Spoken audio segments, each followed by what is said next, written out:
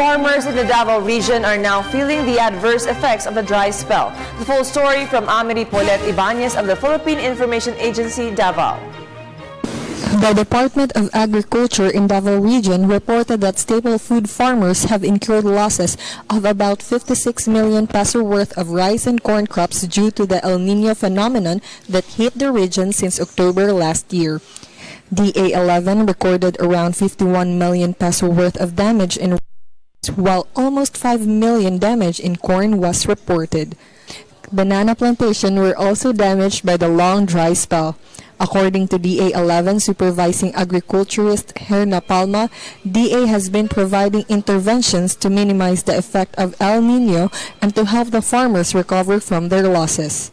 DA11 has also been doing buffer stockings of drought-resistant rice varieties with 4,200 bags of certified rice seeds and 1,130 bags of registered rice seeds. About and bags of corn seeds are also being prepared to be distributed of affected farmers.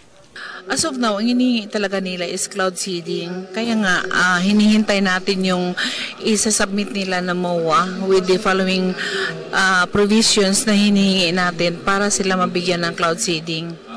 So, waiting na lang tayo. For People's Television, Amiri Polet Ibanez, Philippine Information Agency, Davao.